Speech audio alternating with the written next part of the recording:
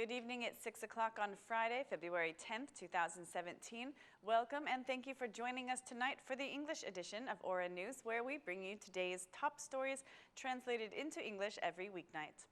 One day after the armed robbery of a second-level bank transport vehicle, resulting in the loss of a considerable amount of money, the Minister of Interior accused the private security companies of not guaranteeing even a minimum of security. Yesterday's event is concerning to me and to society. Yesterday's event is the perfect example of the failure of the steps that should guarantee security before the case goes to the state police. A vehicle that was supposed to transport a bank's money in a safe way was robbed. There are people responsible for this. To me, it is intolerable that a bank would allow the transport of large amounts of money without first respecting basic security rules. There was zero security. Also, it is intolerable that transporting high values of money be left in the hands of people who work on a private policy that pays them only 180,000 lek. These people are supposed to guard millions of euros, said the Minister of Interior. The minister seemed very concerned about the citizens who did not report the robbery to the police, but instead made sure to carefully record it with their mobile phones. Something surprised me by yesterday's event. The citizens who were present, all of them were filming it to post to social networks or to send the videos to social media. None of them called the police. This is fatal. I cannot understand any of the citizens who were there. Between calling the police and recording the event to make fun on social networks, they chose the second option. I cannot understand that, declared the Minister of Interior. The State Police General Director of Security had a similar response to the minister. He charged the banks with irresponsibility for transporting not only high amounts of money, but doing so with a contracted private security company whose license had been removed. The issue is under investigation and the state police are following it with priority in cooperation with the prosecution of serious crimes. Together we will work to find the thieves. The state police have also organized a group to investigate those responsible for the security while transporting the money. The vehicles used to transport the money did not meet the criteria. Cameras installed in the vehicle were not activated. One of the drivers did not have an authorization to drive the vehicle. Officers of the security company were armed, but they did not react according to the firearms use law.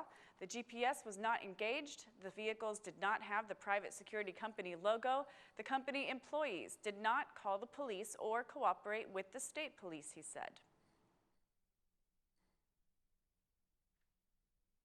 An exhibition named Musina Kokalari was held at the National Library in Tirana to celebrate the 100th birthday of Miss Musina Kokalari, a distinguished intellectual writer and activist who was imprisoned and persecuted by the former communist regime.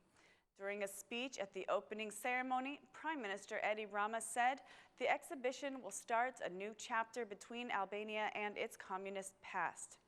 The opening of the Musina Kokalari file will mark the beginning of a new chapter in the relationship with our history, and it will shed light onto the tragic facts of the past, said the Prime Minister.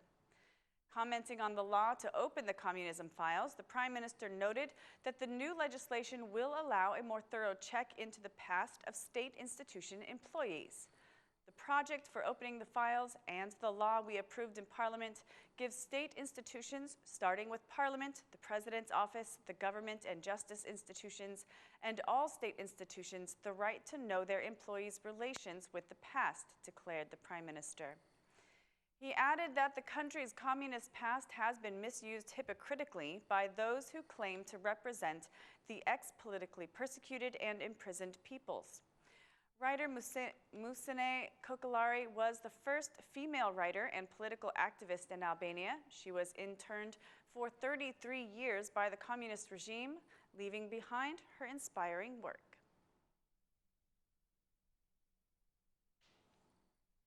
Democratic Party Chairman Lulzam Basha held a meeting today with some German entrepreneurs to present the DP's economic program. The DP chairman said that he will fight corruption and make transparent investments. Mr. Basha promised to increase the minimum wage to 320,000 lek per month and also promised to reduce the pension age. The Democratic Party's platform includes a complete social package for needy families. The DP chairman promised to end what he calls monopolist contracts and promised to review concessions.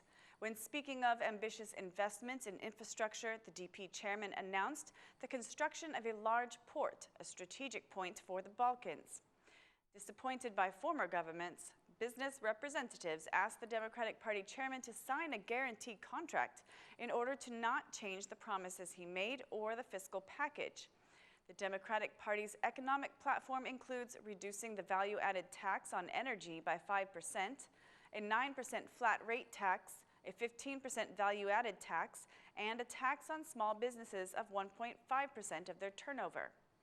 Our economic platform is realistic. The DP alternative is for a free entrepreneurship. Our platform offers more freedom for entrepreneurs. That's all for our English edition this evening. Please join us again Monday through Saturday at 6 p.m. for your local news in English. My name is Mari, and on behalf of Aura News, thank you and good night.